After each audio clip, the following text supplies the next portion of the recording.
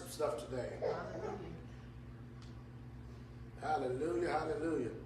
I've been getting a lot of questions from different people on the subject of, the whole idea of eating meat versus not eating meat. And then everybody keep looking at, the Bible, and they see that it's loaded with Israelites who ate meat. And at the same time, you see a lot of Israelites who are called rebellious, that are called stiff-necked, that's called doing it their own way.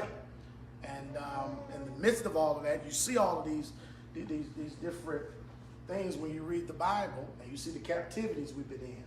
So today we're going to see if we can begin to add even some more clarity on what the Father is telling us and declaring to us in this hour.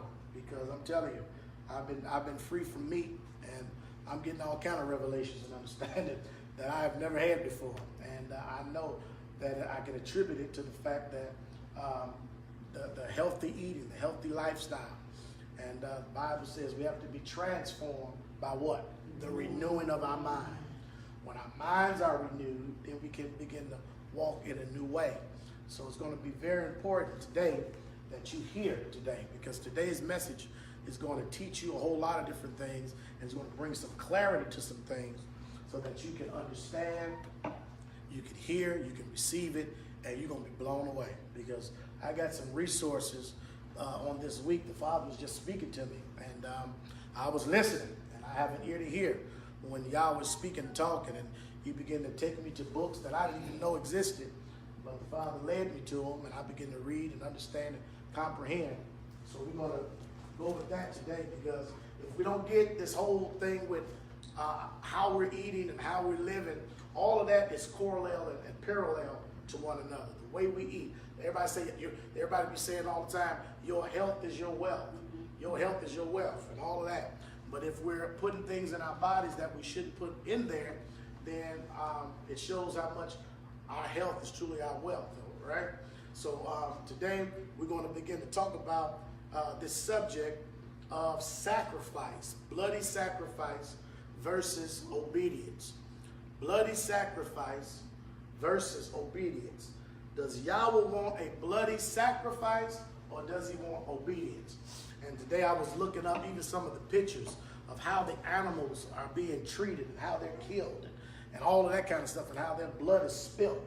And as I began to look at that, it started sickening me to my stomach, because I began to understand, like, man, I've been a part of this type of system all of our life. Are y'all hearing that?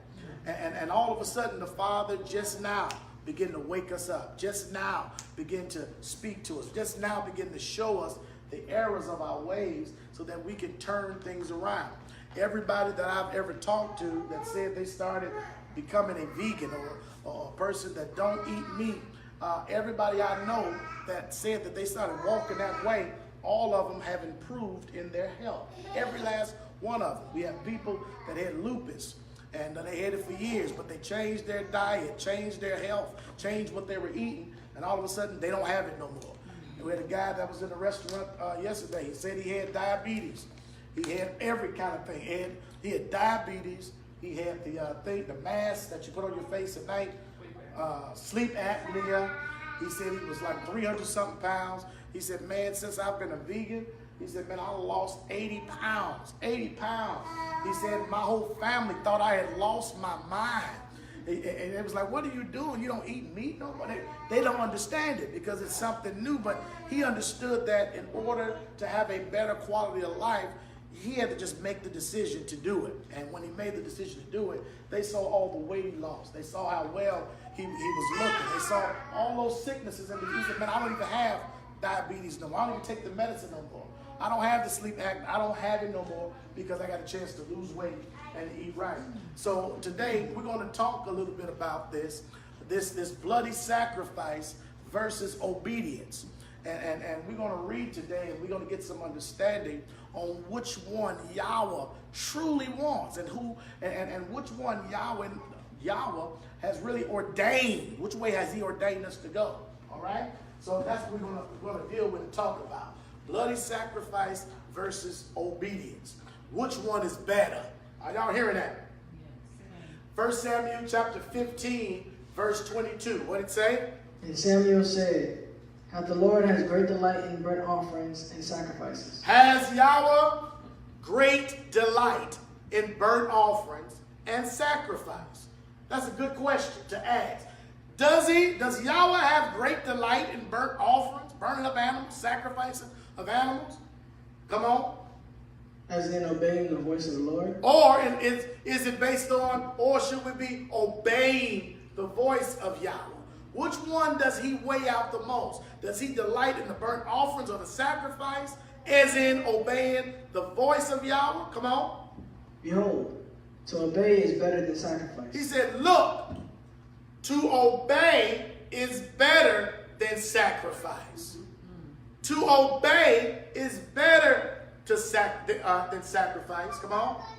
And to hearken than the fat of the rams. To hearken, to hear, to do what he commanded is better than the fat of rams. So what the core of our problem is the fact that we don't want to obey Yah. We don't want to obey Yah when it has to do with what we're supposed to eat. We don't want to obey Yah in how we're supposed to dress. We don't want to obey Yah in being a set-apart nation of priests, which really means nothing but servants to the Most High Yah. We don't want to obey that. But yet and still, the Father is yet saying, obedience is yet better, Israel. Obedience is better than sacrifice. Obedience is better. Everybody say obedience is better. Obedience is better. Amos chapter 5, verse 25. What did it say? Have ye offered unto me sacrifices and offerings? Have ye offered unto me sacrifices and offerings in the wilderness, what? 40 years, O house of Israel. So this is the question that we're going to find out. Because after the children of Israel came out of the wilderness and Moses brought them into the wilderness, the question is, have ye offered unto me sacrifices and offerings in the wilderness 40 years, O house of Israel? Remember, they had to walk in the wilderness 40 years because they wouldn't be obedient and that generation had to die out. So we're going to answer that question because that's an important question. Come on, what did it say? But ye have borne the tabernacles of your Malach and Chi on your images. Your images. The star of your God, which ye made to yourselves. So he said, y'all ain't did what I told you to do, but y'all actually bore the tabernacle of Moloch and chew in your image, the star of your God, which ye made to yourself. So they was not doing that in the wilderness, but they were doing sacrifices and offerings to false gods. Now watch this. Did our ancient ancestors offer blood and flesh sacrifices and offerings in the wilderness 40 years? That's the question we got to ask. Because if we don't know the answer to that, then we're not going to really know what the Father is saying with everything else. And I know people, that's all they quote up and down. Leviticus chapter 11, clean meat, unclean meat.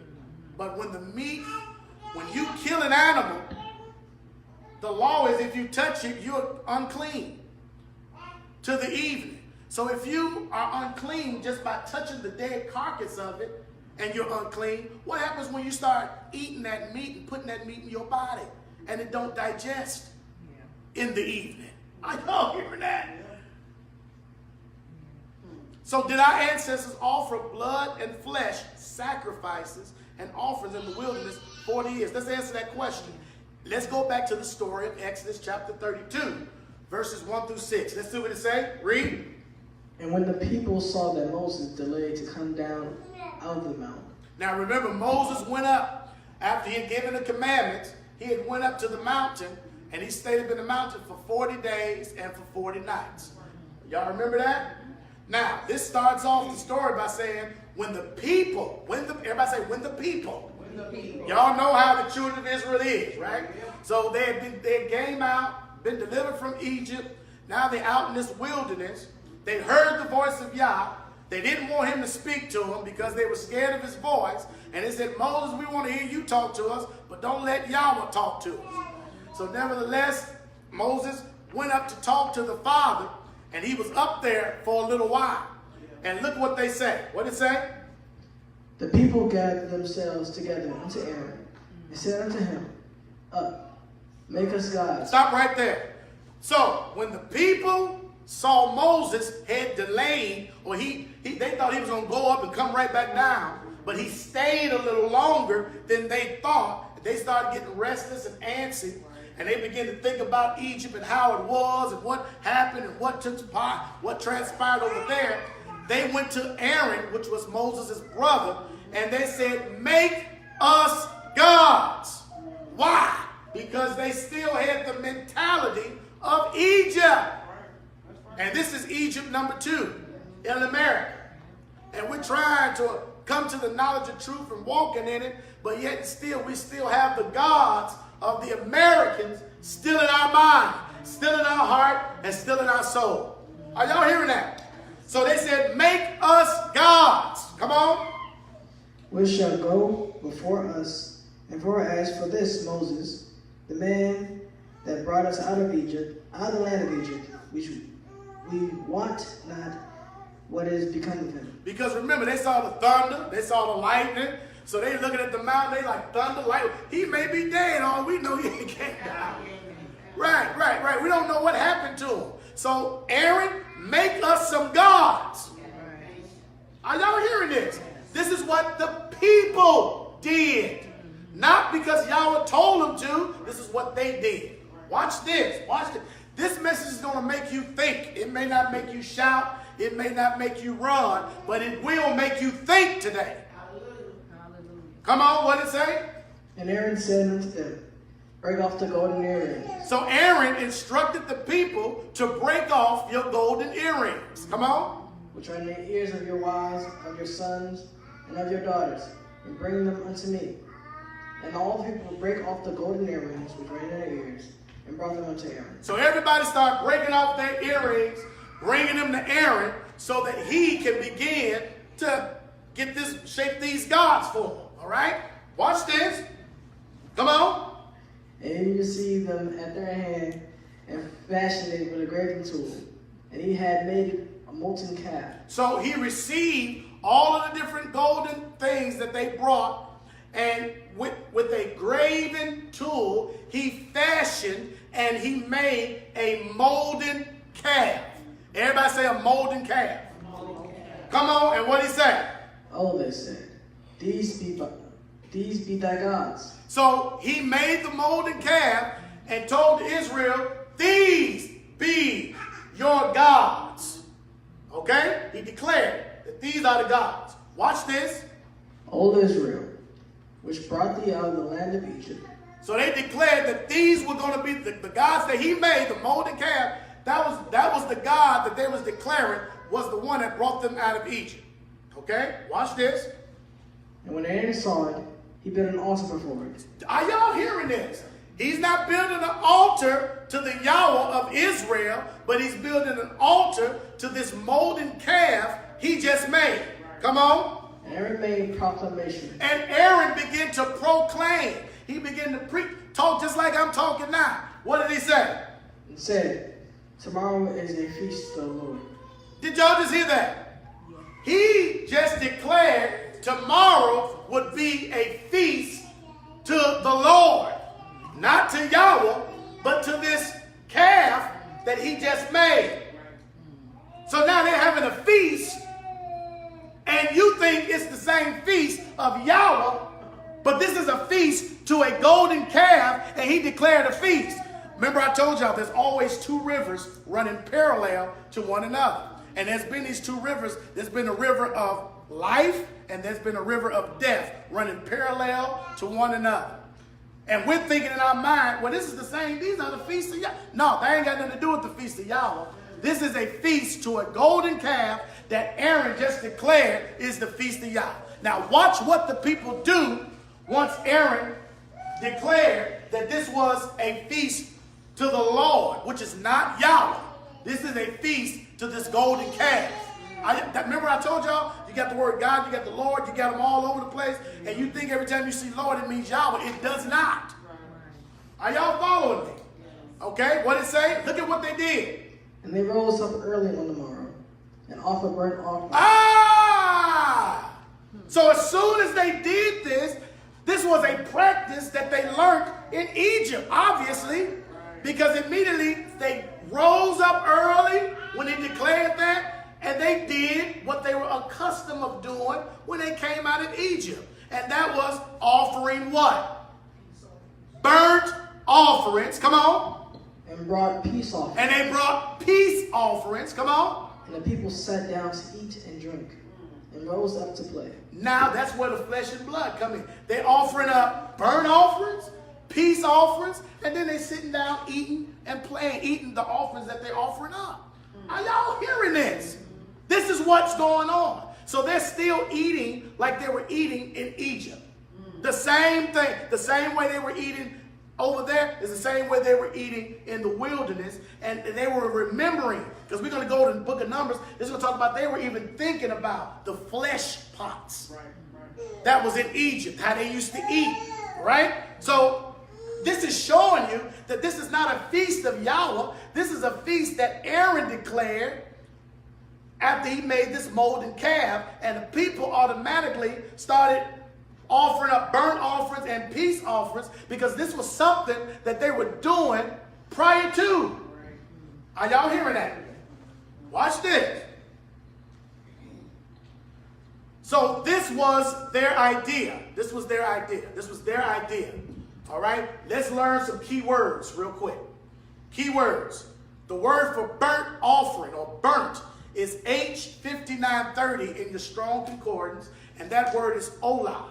Olah. It means whole burnt offering. It's a ascent. It's a stairway or a step. In other words, this offering is burnt up all the way. Okay? And I want y'all to just have that in your mind. A burnt offering is olah. It's a whole burnt offering, and the smoke of that burnt offering literally ascends up. The ascending of the smoke goes up. Y'all seeing that, right? And think about flesh on a barbecue that's just burning and burning and burning and burning, and the smoke of that and the smell of that is going up all over the place. So that's what a burnt offering is from the Hebrew, okay? 59:30. Jeremiah chapter 7, verse 21. Watch this. Now here's a prophet now, later on down the line, talking to them about what thus says the Most High Yah. Come on, what he said?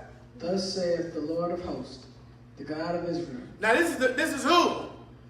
This is the Most High. This is the one of Israel. What does he say?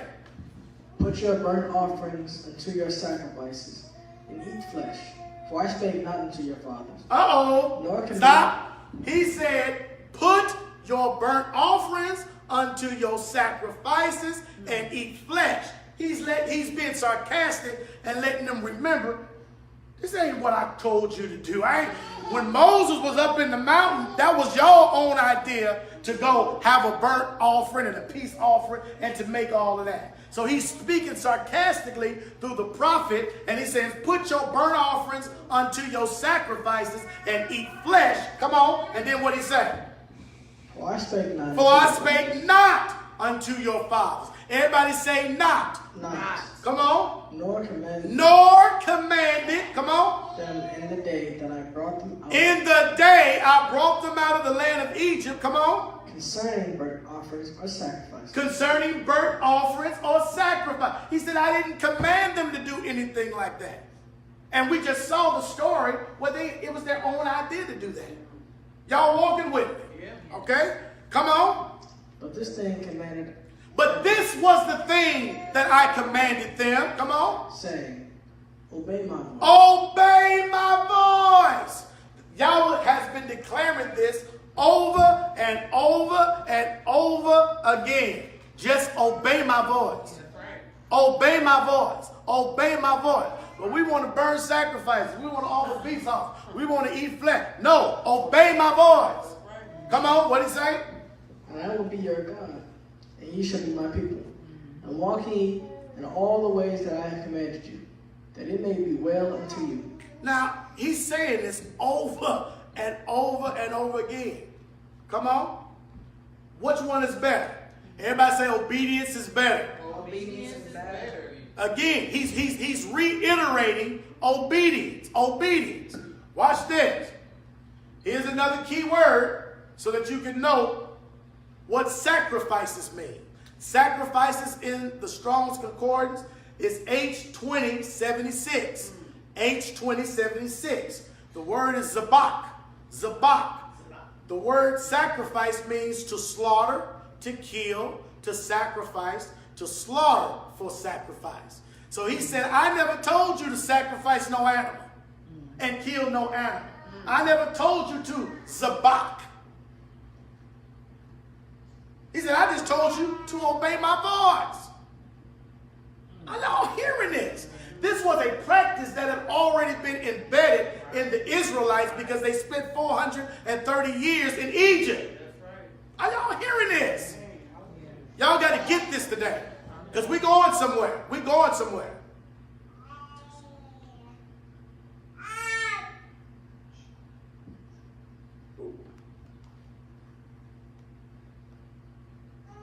Come on. Psalms chapter 40, verse 6. What did it say? Sacrifice and offering. Now you know what sacrifices are. Sacrifices is what? Slaughtering, killing, murder. Come on, what did it say? An offering. Let's read it again. Sacrifice and offering. Sacrifices and offerings. Come on. Thou didst not desire. Thou didst not desire. Why? Because that was what they did to the golden calf. Remember he told them y'all got Molech and y'all got this other god and y'all making stars. That six-pointed star is not the Star of David. It has nothing to do with the Most High. That's a star of a false god. Are y'all hearing this? Psalms 40 and 6, read it again. Sacrifice and offering thou didst not desire. Mine ears hast thou opened. Burnt offering and sin offering hast thou not required. So he's letting you know he has not required burnt offerings or sin offerings. But yet and still, that's what we do all the time. That's what the children of Israel was doing. Every year they were doing a sin offering. And the Father, in Psalms, he said, he didn't require it. My.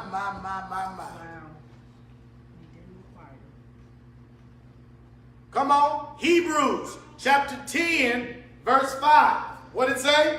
Wherefore, when he cometh into the world, he saith, sacrifice and offering thou wouldest not, but a body hast thou prepared me. In burnt offerings and sacrifices, for sin thou hast had no pleasure. Now, how plain can Yahweh begin to speak to us today? That he's not interested in sacrifices, in burnt offerings and sacrifices. For sin, thou hast no pleasure. And this is speaking about Yeshua, who would come. He said, because thou hast prepared a body for me. Okay? Come on. What did it say? He taketh away. He taketh away the first. Come on. That he may establish the second. That he may establish the second. Come on. By which we are sanctified through the offering of the body of Jesus Christ. By the which we are sanctified through the offering of the body of Yeshua once and for all. Because Yeshua was obedient to the Father. He obeyed his voice. And he gave us a whole different script. Disciples and all of them, they were trying to kill him. He said, wait. That's not what we're going to do this time. We're going to take this bread is not my body that I'm on. It's broken for you. This wine, and this wine that he mixed with water. He said, this is the blood of the New Testament in my. Y'all remember that, right? Isaiah chapter 1, verse 11. What did it say? To what purpose is the multitude of your sacrifices? To what purpose is the multitude of your sacrifices unto me? Come on. Saith the Lord. Say it, y'all. Come on. I am full of the burnt offerings. I am full of burnt offerings of rams. And the fat of fed beasts. And he's fat of the fed beast. Come on. And I delight not in the blood of bullocks, or of lambs, or of the goats. Come.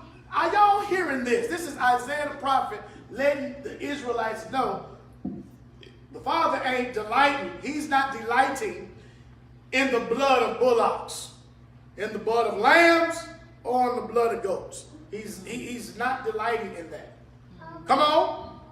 When ye come to appear before me. When ye come to appear before me, come on. Who have required this at your hand to tread my courts. Who has required this at your hand to tread my courts? Why are you coming in my courts with all this blood on your hand? Who told you to do all of that? Who gave it to you? But we already know in Exodus, it wasn't Yahweh that told them, because Moses was on the mountain talking to Yahweh. He was coming down with something to give to them, but they got restless and they started doing their own thing. So this is another idea. Are y'all hearing this? Okay, let's walk on. Isaiah, come on, what does it say? Bring no vain Oblations. Bring no more vain oblations. Isaiah chapter 1. Bring no more vain oblations. Come on. Incense is an abomination unto me. Incense is an abomination unto me. Come on. The new moons. And Sabbaths. And Sabbaths. Come on. The calling of assemblies. The calling of assemblies. I cannot away with. I cannot away with. It is iniquity. It is iniquity. Even the solemn meeting. Even the solemn meeting. Come on. Your new moon. Your new moons. And your appointed feast. And your appointed feast. My soul hated. My soul hated. Now a lot of Hebrew Israelites, they use this to try to say the 4th of July or you know, he hates your feast, you know, Halloween. And but he's talking to Israelites that don't know nothing about that. Are y'all hearing? This is Isaiah. He's not talking about all them days that we got in America. He's talking about all the stuff that they've been doing all this time. Wow. Because they've been doing it and it wasn't required. My. Wow. Wow. That's a new, He said, your new moons and your appointed feasts, my soul hated. Because they were doing it in a way that was not the way he said it. Now, he appointed feasts, he appointed feast days, but he didn't tell them to do it like that. The way they were doing it. They were putting their own mind and heart into doing it. He said, just obey my voice. I want you to do something and a commemoration of something, but I ain't tell y'all to go and do all of that, what y'all doing. Cutting animals. He said, I ain't tell you to do that. He said, my soul hated. They are what? They are a trouble unto me. I am weary to bear them. Are y'all hearing that? Come on, read. And when ye spread forth your hands, I will hide my eyes from you. So when you start lifting your hands, say, oh, Father, oh, Yahweh, oh. When you start spreading your hands, because he knows you just got through killing all them animals and all that. He's looking at your hands is full of what? Full of blood. So he said, when you spread forth your hands, I will hide my eyes from you. Come on. When ye make many prayers, I will not hear. When you make many prayers, I will not hear. Your hands are full of blood. Are y'all hearing that? Your hands are full of blood. So if you are sitting back eating meat, and you probably personally didn't kill the animal, but you're participating in the process of that. So he said, you ain't worthy to stand before nobody trying to tell them what to do because your hands are full of blood. He didn't even allow David to build the temple because his hands was full of blood. So what you think that you a preacher or Cohane, your hands are full of blood, you're going to be worthy to stand up before the people of Yah with your hands are full of blood because you've been participating in a system of murder and death. Y'all hearing this? He said, you're going to make many prayers, but I ain't going to even hear you. Come on, what did he say? This is what he wants us to do. Wash ye. He said, wash you. Wash ye. Get yourself somewhere and go wash. Come on. Make you clean. Make you clean. Come on. Put away the evil of your doing. Put away the evil of your doing. from before mine eyes. For before my eyes, Cease to do evil. cease to do evil. Stop doing evil. Come on. Learn to do well. Learn to do well. Seek judgment. Seek judgment. Relieve the oppressed. Relieve the oppressed. Judge the fatherless. Judge the fatherless. Plead for the widow. And plead for the widow. Now, can we obey his voice? Because that's what he's requiring. Hallelujah. Can we obey that? You see? Because that's what he's requiring. That's what he's speaking. Let's go over to Jeremiah chapter 6, verse 20. What did he say? To what purpose cometh there to me incense from Sheba, and the sweet cane from a far country? Your burnt offerings are not acceptable, nor your sacrifices are sweet unto me. Are y'all hearing it? He's going from one prophet to the next prophet, repeating the same thing. Your burnt offerings are not acceptable, nor your sacrifices sweet unto me. Let's get a key word. Offering. Offering. H4503. H4503. Machah. It means gift. It means tribute. It means offering. It means present, oblation, sacrifice, meat offering, bloodless offering. That's the offering Yahweh is requiring of us. A bloodless offering. A gift, a present, a tribute, an offering to Yah, a grain offering, fruit offering, vegetable offering. Y'all hearing this? But it's bloodless. Offering, H4503. Y'all clear?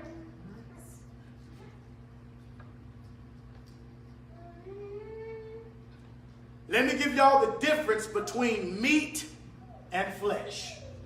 Because there is a difference in meat and flesh. Every time we look in the grocery store, we go in the grocery store and we talking about we're going to buy some meat. But what you're really buying is flesh. Because you think that animals are meat. But animals is nothing but dead flesh. Or y'all will help me in here. Genesis 1:29. Let's find out what meat is from the book. And God said, Behold, I have given you every herb bearing seed. I have given you every herb bearing seed, which is upon the face of all which is upon the face of all the earth, and every tree, and which is the fruit of the tree, and which is the fruit of the tree yielding seed. To you it shall be for meat. To you it shall be meat. Because what's happening, we're going through these scriptures and we see unclean meat. We're looking at meat and we got in our minds animals. But he's already explained to you what is meat to you. Is in that text we just read have anything to do with any animals? Read it again. And God said, Behold, I have given you every herb bearing seed, which is upon the face of all the earth, and every tree, and then which is the fruit of a tree yielding seed. To you it shall be for meat. So he said what's coming off the tree is meat for you. The fruits, the vegetables, the grains, the nuts. Are y'all hearing this? That's your meat. Somebody say, that's my meat. That's what I mean. Let's get another key word. Y'all ready for the key word? Flesh. H1320 in your Strong's Concordance. Flesh. H1320. Barak. Of the body. Of the human. Of animals. The body itself. Flesh. Everybody say flesh. Was raw. Of the body, of humans, of animals, the body itself. Y'all get that? Because he uses these words and they're not interchangeable. He's saying meat and he's saying flesh in some of them. And if you don't know what meat is, then you're going to think he's talking about what you think. You think he's talking about flesh when he's really talking about meat. Are y'all hearing this? Numbers chapter 11. We're going to break this down. Come on. Numbers chapter 11 verse 4. What did it say? And the mixed multitude that was among them fell a lusting. So stop right there. Here we go. The children of Israel, it says the mixed multitude that was among them. What did that just say? So was that Israelites or was that the people that came to join the Israelites? So this is the mixed multitude that are sojourning with the Israelites. They fell a lusting. They started lusting after something. And this scripture is going to explain what they started lusting after. Come on, what did it say? And the children of Israel also wept again.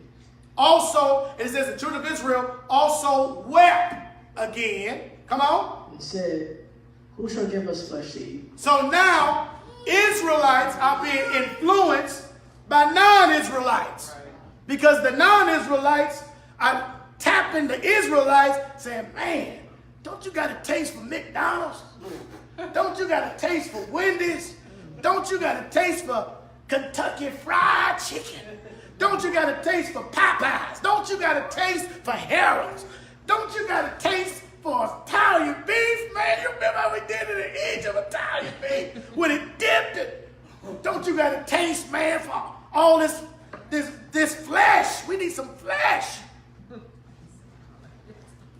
Who shall give us what? No, who gonna give us meat? Are y'all hearing that? Did they say who gonna give us meat or who gonna give us flesh? See, if we don't know the difference between meat and flesh, then we gonna get all jacked up. I'm preaching better than y'all saying anything. See, he said, who shall give us flesh? Because flesh has to do with the human body, animal body, the body itself. Now think about what they're asking for. Give me some vampires. They want the flesh and the blood. They asking for flesh. They ain't asking for meat. They're asking for flesh. So when you bring your dead chicken wings with barbecue sauce on them, you're eating flesh with barbecue sauce. Whoa, wait. Y'all walking with me? Come on, what it say? We remember the fish. We remember the fish. We got all these people talking about, well, brother, I don't eat pork, brother. I don't eat that beef. But brother, every now and then I'll get a salmon, you know. Ain't nothing wrong with a little salmon, you know, a little tilapia, a little something that's clean from the chart, brother. Leviticus chapter 11. I don't do all that pork. I'm letting you know meat or flesh is flesh. Are y'all hearing this? Whether it's from a fish or whether it's from a cow or whether it's from a rat or whether it's from a snake. Flesh is flesh. Are y'all hearing that out there? Ooh, I'm going to stay right there for a minute and let that soak in. Everybody say flesh is flesh. Flesh is flesh. Yeah. So y'all stop talking about the Chinese folks. Putting puppies and dogs in y'all food. Y'all like flesh? You might as well go down there and get it and fill on out. Because flesh is flesh. See, we have been, this is how mind warped we have become as a people. We think that it's okay to take the life of a lamb, but I sure wouldn't take the life of little Cujo, the dog.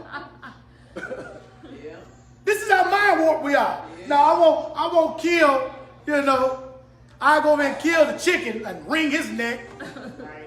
But I ain't gonna kill my little hamster on the little hamster reel. That's Frank. I'm not gonna kill him. Are y'all hearing this? I'll kill a buffalo and get some of that meat, but I ain't gonna kill no bear. Are y'all hearing? What is going on? Mind war. Are y'all hearing that? They said, who gonna give us some flesh to eat? We want some flesh. This is how, if the Father got us out right now and start putting us back in the wilderness right today, guess what the question gonna be in the wilderness? But the ones that got knowledge and understanding, we go back, we already eating meat, man. What are you talking about?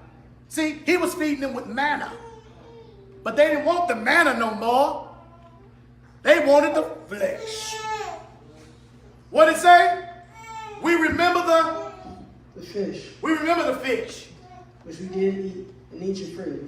Yeah. The cucumbers and the melons and the leeks. See, they threw that in there. We remember cucumbers too, you know. We remember the melons. You know, we remember the leeks and the onions and the garlic. But we really remember that flesh. We remember that barbecue. Them Egyptians, no, they knew how to throw a barbecue. Come on. Now our soul is dried away. Now our soul, this how much they was, our souls are dried away. Like Yahweh took them 40 years in the wilderness, not to give them no water, not feed them nothing. They just fasted for 40 years. Now, is that the truth? So this was a cognitive distortion in their mind, making things seem worse than it really was. We are just dried away. Come on, what they say? But now our soul is dried away. Come on. There is nothing at all. There is nothing at all to life. That mixed multitude, they something that they have influenced the Israelites, because you know, we definitely know how to exaggerate. So they didn't heard what the mixed multitude said. They didn't got in their ear, and they like, you know what? We ain't got nothing. They ain't got nothing but what? But manna. Besides this manna. Besides this manna, before our eyes. He was feeding them with angel food, feeding them with manna from heaven, and that's all we got is this manna. And manna, the word manna means, what is it? They didn't know what it was, but it was sustaining them. And their clothes were being sustained, as well as their shoes was being sustained. Everything about them was being sustained because Yahweh was doing it. I guess y'all don't want to depend on. See, when Yahweh do it, he going to make sure everything is covered. Their shoes didn't wear out. Their clothes didn't wear out. And their bodies wasn't going to wear out if they would have continued to eat the manna. But they said, no, we want some flesh. I want a gyro. I want a gyro double cheeseburger with cheese and everything with all the fixings. Ooh, that hurts my stomach just thinking about it. Ooh. Come on, what it say? And say thou unto the people. Say thou unto the people. Come Sanctify on. yourselves. This is Yahweh talking out of mode. Tell the people, okay, say unto the people what? Sanctify yourselves against tomorrow. Sanctify yourself against tomorrow. And ye shall eat flesh. And ye shall eat flesh. He said, okay, you want flesh? All right, I'm going to give you flesh. Watch this. For ye have wept in the ears of the Lord. You have wept in the ears of Yahweh. Come on. Saying, who shall give us flesh to eat? So they wept their weeping in the ears of Yahweh because of the influence of the mixed multitude. They're weeping and crying. And, we ain't got nothing to eat. We just won't eat flesh. Come on. For it was well with us in Egypt. It was well with us in Egypt. See how much this influence is starting to go and happen? Come on. Therefore the Lord will give you flesh. He said the Lord will give you what? He's going to give you what you want. See, a lot of times you've been praying for something and it ain't came through and you just starting to weep for it. It's because you probably didn't need it. But because you keep weeping about it and the Father's sparing you from it, now all of a sudden it's going to happen, but it's going to happen at your expense. Ooh, wait. Now you're going to get what you want. Even though you didn't need it, but he said, okay, you're going to keep crying about it? You're going to keep, okay, I'm going to give it to you. Now watch this. What did it say? You shall not eat one day. You ain't going to eat one day of just eating flesh. Come on. Nor 2 days. You ain't going to just eat 2 days of eating flesh. Nor 5 days. You're not going to eat 5 days of eating flesh. Neither 10 days. Neither 10 days. Is he laying it on? What y'all think? Is the Father about to give him a whammy? He laying it on. He said, oh, you want flesh? I'm going to give you flesh. I'm going to give you so much flesh. Come on. Or 20 days. No, 20 days. Come on. But even a whole month. But even a whole month.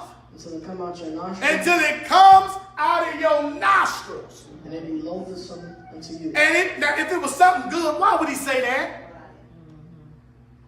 I'm going to give you flesh until it come out of your nostrils and it be lonesome unto you. Come on. Because that ye have despised the Lord, which is among you. Because you despise Yahweh, who is among you. Come on. And have wept before him. And wept before him. Saying, why came we forth out of Egypt? Why did he even bring us out of Egypt? Are you seeing the ungrateful, thankful, wretched, rebellious, stiff-necked, hard-hearted people our ancestors were? And we're still like that today. He said, okay, I'm going to give you some flesh. Just wait. I'm going to give you some flesh. Watch this. And there went forth a wind from the Lord, and brought quails from the sea, and let them fall by the camp. Now, is quail clean or is quail unclean? It's a clean animal, if you go by Leviticus 11, to eat. So the Father is sending him something that's allegedly clean. Okay? All right, come on. As it were a day's journey on this side, and as it were a day's journey on the other side, round about the camp, as it were 2 cubits high upon the face of the earth. So he stacked up quail 2 cubits. How high is 2 cubits? We need to go look that up. 6 feet high of quail. 6 feet high of just flesh. 6 feet. 6 feet is way taller than me, ain't it? So they looking at it like this. Ooh, we all that meat. Okay, what it say? And the people stood up all day, and all that night, and all the next day. And they gathered the quails. He that gathered least gathered 10 homers, and they spread them all abroad for themselves round about the camp. So they said, "Ooh, we got some meat! Ooh, let's go to town!" So they spreading it out, getting excited because they're about to make them some sardine sandwiches, sardine crackers, quail sandwiches. Boy, they're gonna do everything with that quail. Bake it, fry it, boil it. They're about to take care of this quail. Watch this. While the flesh was yet between their teeth. No, while the meat was between their teeth. Flesh. What? The flesh. While the meat was between their teeth. The flesh. The flesh, while the flesh were in between their teeth. Come on. Ere it was chewed, the wrath of the Lord was kindled against The them. wrath of Yahweh is now being kindled. Now, the Israelites, the larger population, a lot of them use this as saying it was because the people were complaining. That's why his wrath was kindled. But you can clearly see that it had something to do with them complaining, but it had more to do with the fact that what they wanted to eat and what they were complaining about, and the fact that they put it in their teeth, ate it, and the wrath of Yahweh was kindled against the people. Come on. And the Lord smote the people with a very great plague. So if it was okay for them to eat it, he wouldn't have smote them. Just because they were complaining. No, they was eating meat, and they wanted the meat, and he made sure that they got it, and while they was eating it, his wrath was kindled against them. And he smote the people with a very great plague, because that's it, even in the Deuteronomy, the curse, it talks about us, you know, when we live by the sword, we're going to what? Die by the sword. When we eat meat, we're going to get the result of what that meat has in it. So the Most High smote the people with a very great plague. Watch this. And he called the name of that place Kibroth Hattaavah, because there they buried the people that lusted. They buried the people that lusted.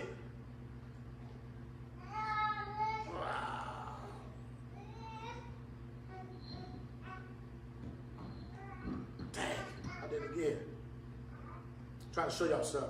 I want y'all to note something.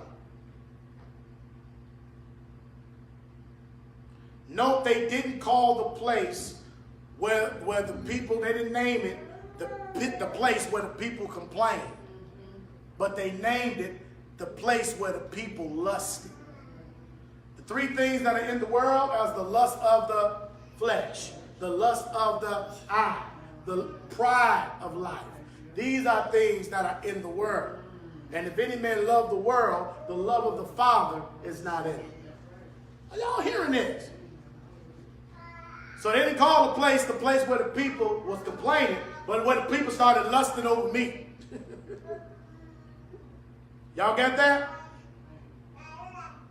Is this getting plain to you? Yes. So meat is fruit, veggies, grains, nuts, things like that. That's the meat. That's your meat. The flesh is the body, carcass, dead animals. And we need to start calling it for what it is. When you start calling it for what it is, then it gives you an image. So let's practice that. Everybody close your eyes. Words have images to them. So everybody close your eyes. All right? Black cat. What did you just see in your mind? Okay, close your eyes. Pepperoni pizza. What y'all see?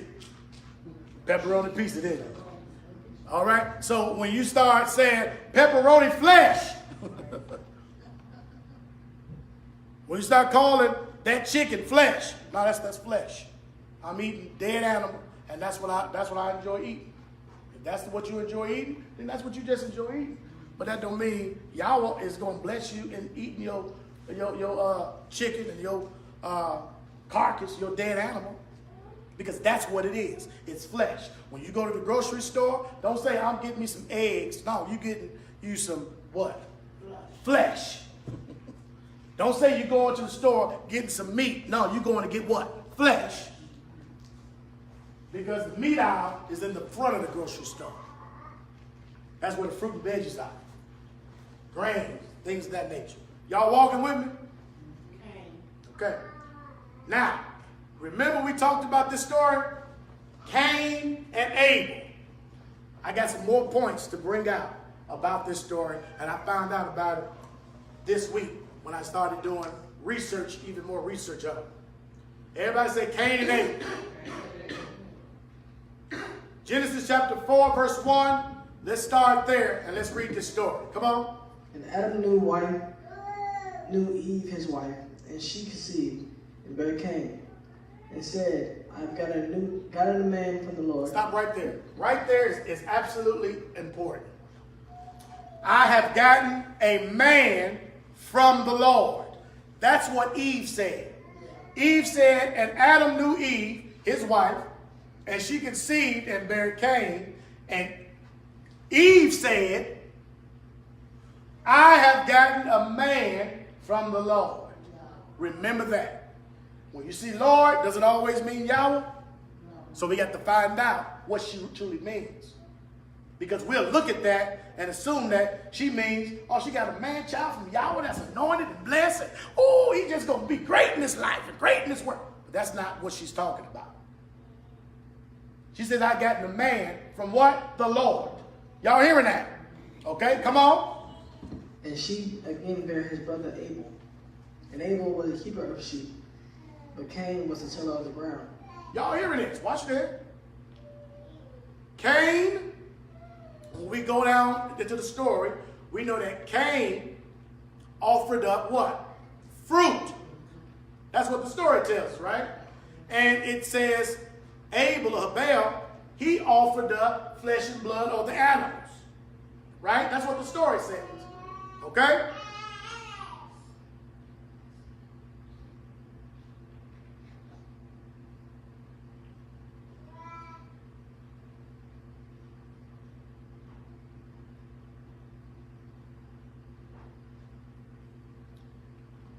They switched the characters around.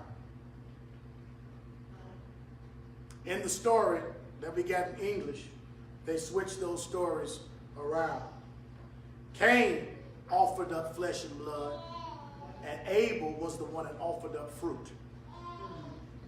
This is revelation. Because last time I talked about the story, I kept on talking about, hold on, we got a feast called first fruit. Why would Cain be offering up first fruits or offering up fruit like he's doing things the right way, and then he go murder his brother? That don't square. Because the book says, Yeshua said it himself, a good tree can't bring forth what?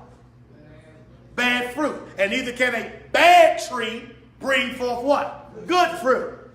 By their fruits, you're going to know them.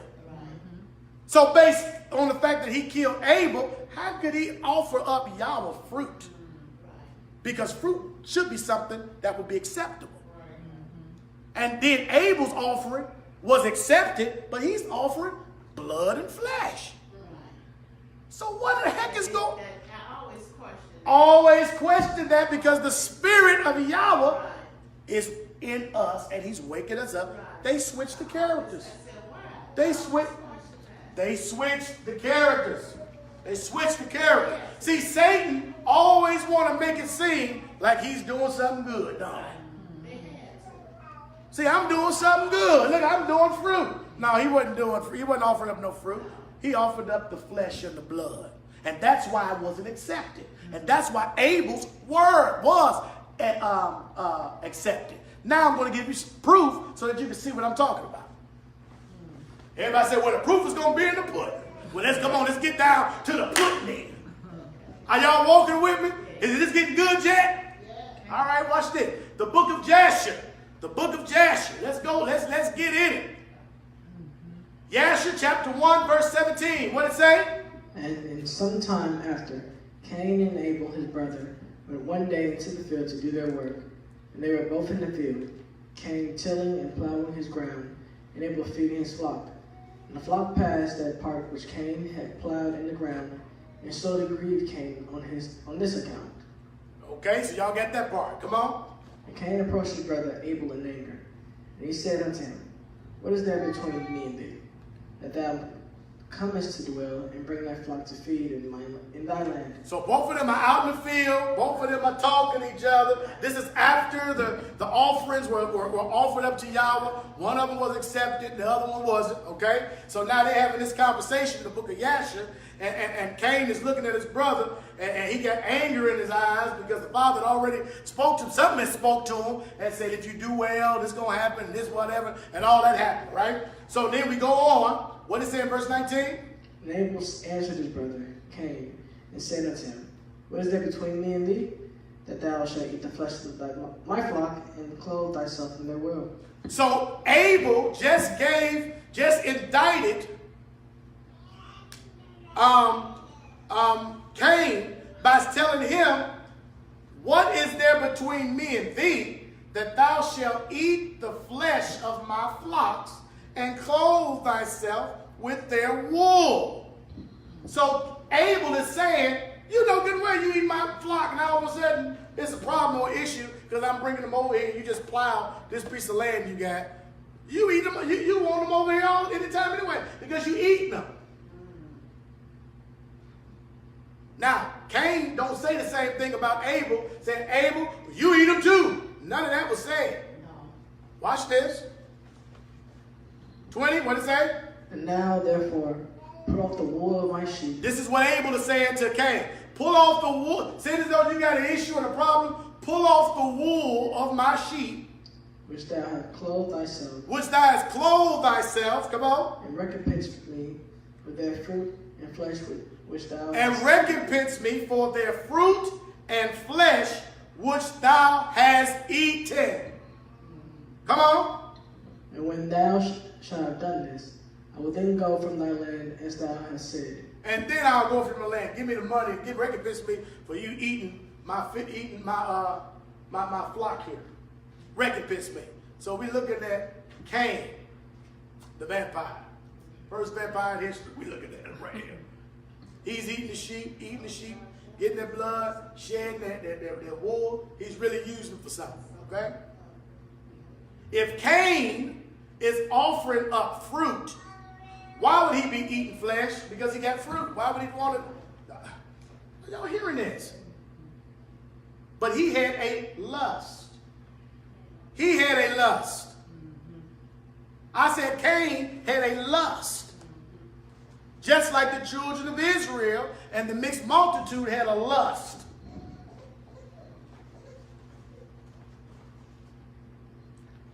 There, let's hear the second Adam. Yeshua is the second Adam. Let's see what he says about this. Come on. Ye are of your father, the devil. He said, ye are of your father, the devil. And the lust of your father. Uh-oh, and the what? The lust. And the lust of your father ye will do. Come on. He was a murderer from the beginning. Are y'all hearing this? He was a murderer from the beginning. And he's talking to some Jews at this particular time. Yeshua was being confronted. He's confronting them. And he let them flat out know that they are of their father, the devil. And he said, the lust of your father ye will do. He was a murderer from the beginning. Murdering animals, murdering people. He was a murderer from the beginning. Come on. And abode not in and the abode truth. not in the truth. Come on. Because there is no truth in him. Because there's no truth in him. Come on. Which he speaketh a lie. When he speaks a lie, he speaketh of his own. he speaketh of his own because that's his nature. Come on. He is a liar. He is a liar And the father of and it. a father of it. So now y'all can see how they switched the characters, right? Somebody was inspired by their father, the devil, to do that. Are y'all hearing this? Watch this. This right here is an Aramaic Bible called the Targum. Okay? And we're going to read the same story in the Targum Bible. Targum Bible is an Aramaic Bible written around the 1st century. And the Hebrew language was going out at that particular time. This Bible is the Aramaic version of, or interpretation of what the Hebrews was writing. Okay? So, y'all ready to deep dive in this a little more? Okay? Here we go. Targum, Bereshit, chapter 1. What did it say? And Adam knew Hava, his wife. Okay. Eve, there was no Eve. They gave that name. That's evenings. Her name wasn't called Eve. The name was called Hava. Everybody say Hava. Okay, so Adam's wife, real name was Hava. Okay, so Adam knew Hava, his wife. Come on. Who desired the angel. Stop. Who desired the angel. He knew his wife who really desired the angel. Come on. And bare Cain. And she conceived. And she conceived and bare Cain. Are y'all hearing this? Hava desired the angel. You can see how she was talking to the serpent. All that stuff was going on. All this was happening, going on in the garden. And it says, she desired that spirit, that entity, that. Remember, the fallen angel came down in chapter 6, and they joined with the women, with the women at that time. This right here tells she desired the angel, who had desired the angel, and she conceived and bare Cain. Come on. And she said, I have acquired a man, the angel of the Lord. Are you hearing what she's saying? Are you hearing? I have gotten a man child from the Lord. Now you see what she's talking about. This is why in Genesis chapter 3, when he gives the punishment of the woman, it says in pain, and you're going to have children. In childbearing, you're going to have children. Because she did something with something that had fallen, and she ended up having Cain. And she said, I have acquired a man. She was shocked herself. I've acquired a man. The angel of the Lord. He looks just like us. Wow.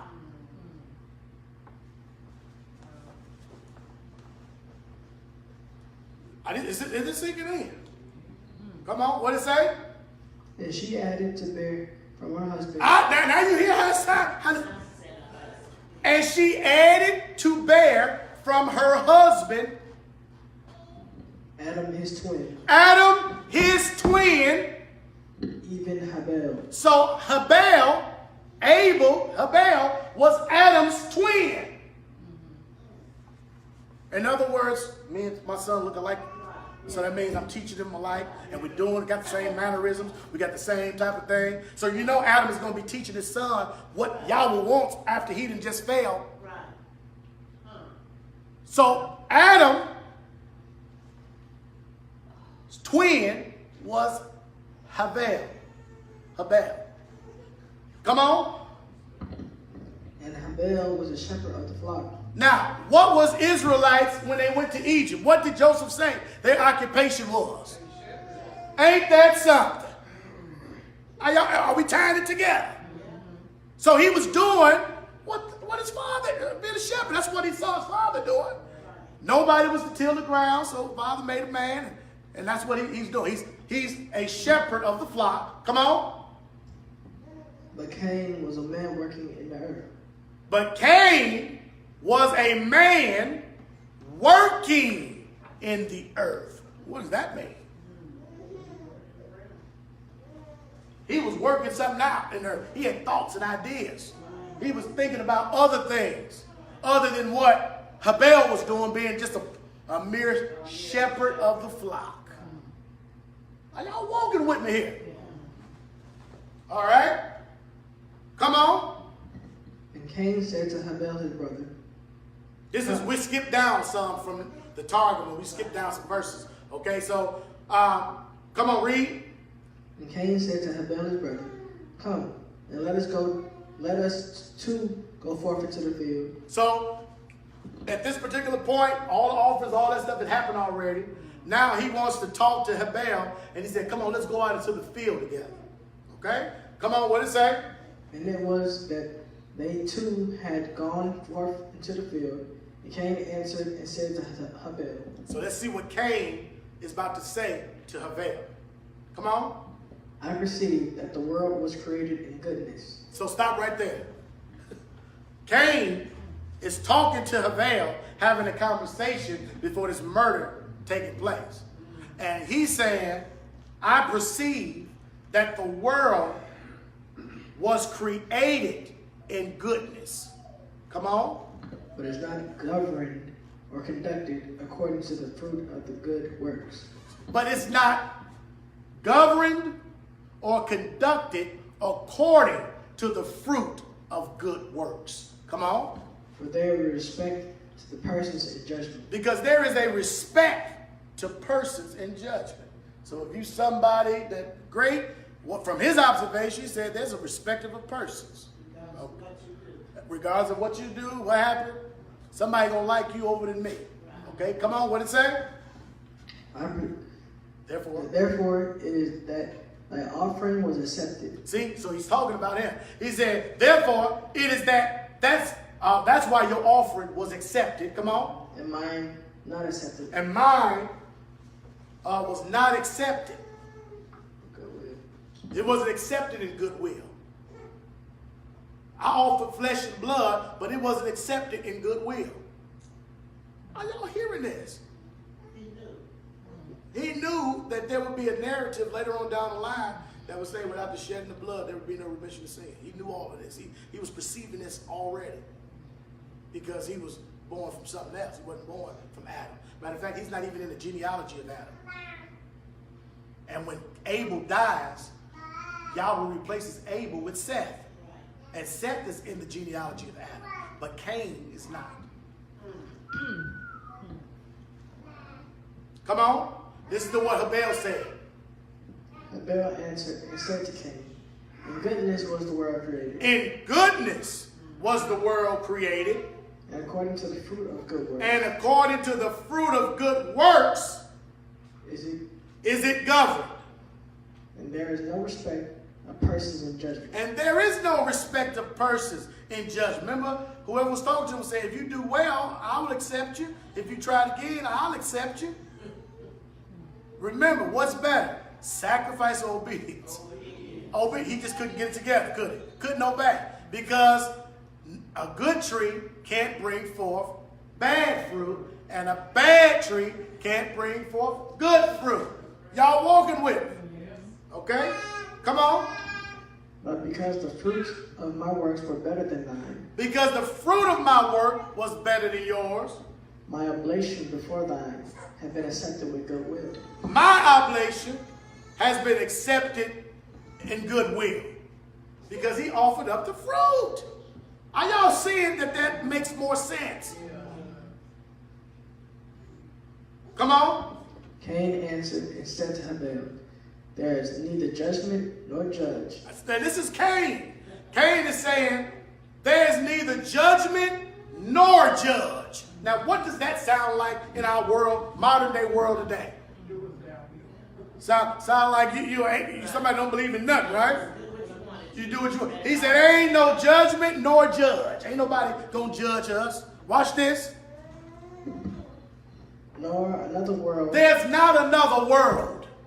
Nor will good reward be given to the righteous. Nor will a good reward be given to the righteous person.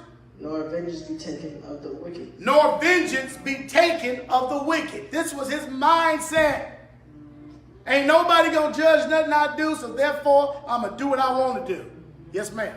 I was going to say, Pastor, that a lot of people believe that today. A lot of people believe that. That's the sin. They're of their father, the devil, because he was a murderer from the beginning and a liar.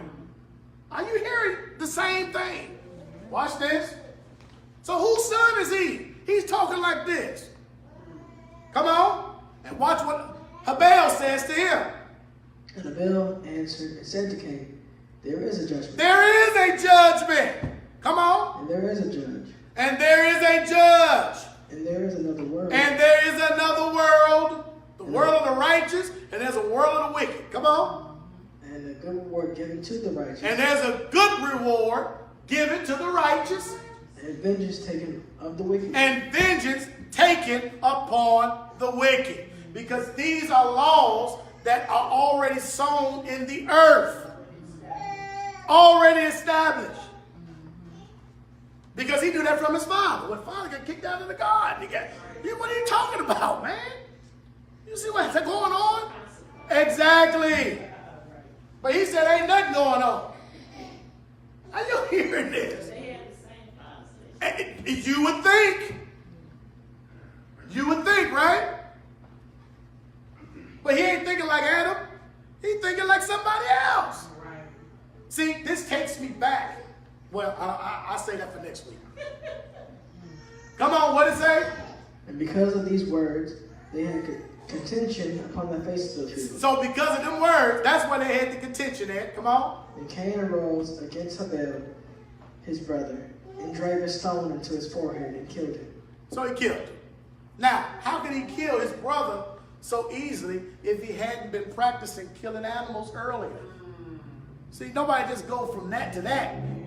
They graduate slowly, you know. You may start off smoking cigarettes, and then you start smoking marijuana, and then from there you go into other things.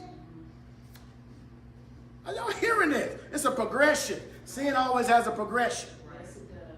You don't just start off just flat out whatever, but it's a slow progression that builds up. Right, now he's killing his brother. He came to a conclusion that, man, ain't no judge. I'm killing these animals and eating their flesh. I'm doing whatever I want to do. Ain't nothing happening to me because I'm still alive. I'm still breathing. Hey, I might as well continue on doing what I want to do. So if I kill you, Abel, ain't nothing going to happen to me. Are y'all hearing this? The book of Jubilees. And we're about to close up. Are y'all on y'all seat? Are y'all listening? Are y'all hearing something? Anybody learning anything today? Let's go over into the book of Jubilees. We're about to wrap up. Hebel and Adam are what? Twins. Everybody shout twins. Twins. Okay, they twins. Watch this. Jubilees, chapter 3. Let's get some confirmation of that. Because if he's a twin, that means Adam did certain things that he automatically would have taught his son. So let's find out, what did Adam offer up when he was in sin? Let's see, did he offer up a blood sacrifice or did he offer up something else? Come on, what happened? Read. And on that day, on which Adam went forth from the garden, he offered as a sweet savor an offering, frankincense,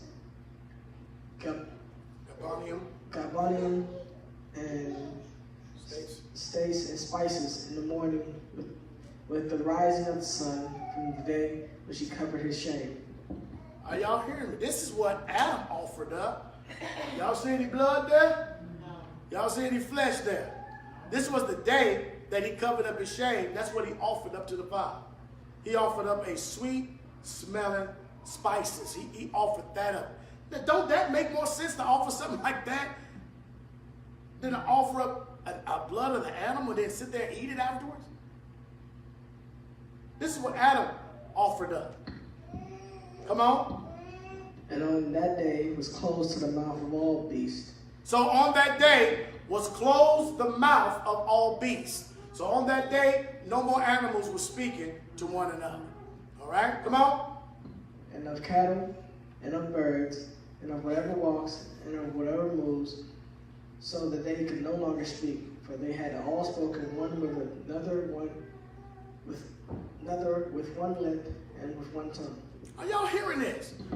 The animals spoke, well, everybody could understand and hear what was going on. Now they can't even speak to let you know I'm innocent. Why are you killing me, brother? Why? Leave me alone. Hey, get off me. Well, what are you doing with that knife? What are you doing with that? What? They can't speak now. So you don't know what they're thinking and what's happening and what's going on. Yeah, We know through the cartoon, right? That they don't want to be killed. That they don't want to be slaughtered. Because they got life and breath just like we got. In the sense of having breath of life. They breathe in the same air we breathe. Y'all following that? Watch this. And he sent out of the Garden of Eden all flesh that was in the Garden of Eden. So he sent out all meat. Flesh. Because he's dealing with the animals. And he's dealing with Adam too. He said he sent all flesh that was in the garden. And all flesh was scattered according to its kinds, and according to the types, and to the places which had been created for them. Are y'all hearing this? So Adam taught his twin, Habel, how and what to offer to Yahweh. And that was a pure oblation. What do y'all think about that so far? Should we obey the Father and offer up pure oblations or offer up something he ain't even into? Pure oblations. Hallelujah. Watch this. This is an argument that somebody will have against this message, and they'll be thinking of these scriptures while I'm teaching, and you're like, but what about this, brother? So let's go through an argument that someone can set up against what I just ministered, what I just told everybody. All right? And we're going to see if their argument holds up. All right? Here's our argument. Romans chapter 14, verse 20. And the Bible says, because you know we're going to get somebody like that, right? They're talking about, brother, you can't tell me what to eat. I'm going to eat what I want. I'm going to go to Kentucky Fried Chicken. And I'm going to eat up. Right? We're going to get somebody to say it, right? Okay. Come on, Romans 14 and 20. Look at here, brother. This is what the book said. Come on. For meat destroys not the work of God. For meat destroys not the work of God. Come on, what it say? All things indeed. All things indeed are pure, including my chicken, brother. Come on. But it is evil for that man who eateth with offense. But it is evil because, brother, you eating with offense in your heart against me, brother. Come on. It is good neither to eat flesh. So is it either good to eat flesh, nor to drink wine, nor to drink wine, nor anything whereby any brother stumbleth or is offended, or is made weak. So, brother, I'm not going to invite you over to my house because I may have some pork and some chitterlings, and you may get offended. But I'm going to have my pork, brother. I'm going to have my beef. I'm going to have my salmon. And you ain't going to tell me nothing different because the scripture says, for the meat destroys not the work of God. Now, deal with that. All right, let's deal with it. Y'all ready? The first thing we see is, for meat meat destroyeth not the work of Yah. What is meat? Let's find out. The key word in the Greek, meat, G1033, Roma, that which is eaten, food, fruit, vegetables, grains, and nuts. This word is directly tied into Genesis 1:29, the original diet that the Father gave to us. So let's go back and read that verse. For meat destroys not the work of God. And I agree with that. The meat of fruits and vegetables, grains and nuts does not destroy the work of Yah. See, people don't know what the word means, so therefore they see meat, and again, they think that meat is flesh. But if you don't know what flesh is, then we're going to have an issue. This meat that it's talking about, G1033, Roma, is that which is eaten, food. Fruit, vegetables, grains, and nuts. The word flesh in the Greek is G2907. Flesh in the Greek is G2907. Christ. It says the flesh of a sacrificed animal.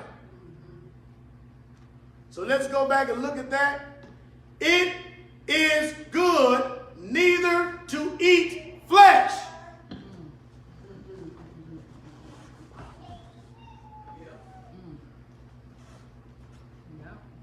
So I guess it's not good to eat flesh, but meat won't destroy the work of Yah. I'm out hearing this. So that's how you deal with the argument. They don't know what meat is, and they don't know what flesh is. Y'all like that? Yes. Got one more for you. Brother, 1 Timothy chapter 4. I got a New Testament. Get that book and that Bible out, brother. So let's read 1 Timothy chapter 4, because they had started saying this about your pastor, about your teacher today. What they say? Now the Spirit speaketh expressly. Now the Spirit speaketh expressly. What is this? What is it speaking? That in the latter times. That in the latter times, brother, because we're in the latter times. Come on. Some shall depart from the faith. See, you departing from the faith, my brother. Come on. Giving heed to the seducing. See, you giving heed to them seducing spirits that's telling you to go vegan. That's a seducing spirit telling you to stop eating some meat and some flesh. Come on. And doctrines of devils. And you listening to the doctrines of them devils, brother. Come on. Speaking lies and hypocrisy. They speaking lies and hypocrisy. Having their conscience seared. Having their conscience seared with a hot eye. Forbidding to marry. Forbidden to marry. Next thing you're going to be telling us, we can't get married no more, brother. Like one of them old Catholics. You ain't nothing but a Christian. Come on. And commanding to abstain from meat. And see, commanding to abstain from meats. Which God hath created to be received with thanksgiving of them which believe and know the truth. Brother, I can just close the book right there because I got you, brother. I got you. How many people think you got me? So everything in that verse is true. The only thing about it is commanding to abstain from meats. Meats is not that flesh that you've been eating on, which is the dead carcass of dead men's animals. The meat, again, is the fruit, the vegetables, the grain, and the nuts. Commanding to abstain from meats, which Yah has created to receive with thanksgiving to them that believe and know the truth. The fact that, the point of it is that you just don't know the truth. Because you can't handle the truth. Because you don't want to walk in the ways of Yah. You don't want to be obedient to the Most High Yah. Meats is fruits and vegetables. So why would I command you not to eat fruit and vegetables and grains and nuts when I understand Yah created those things, and all you got to do is receive those things with thanksgiving. Are y'all hearing that?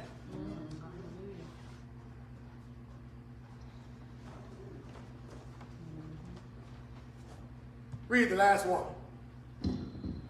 Which God had created to be received with thanksgiving of them which believe and know the truth. For every creature of God is good, and nothing to be refused. If it be received with thanksgiving, or is sanctified by the word of God and prayer. For every creature of Yah is good. Yeah, show it, man. Those creatures called cucumbers, them creatures called salad, kale greens, they sure are good.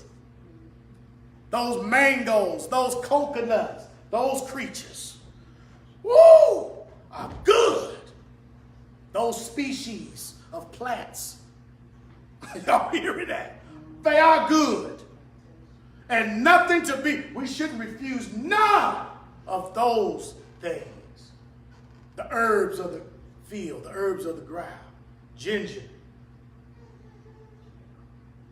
the kale greens, the spinach, the broccoli, the okra. Wait. If you receive with thanksgiving, for it is sanctified by the word of Yah. And can y'all see how that matches up with what I'm talking about? The vegan lifestyle, a lifestyle of life and health. And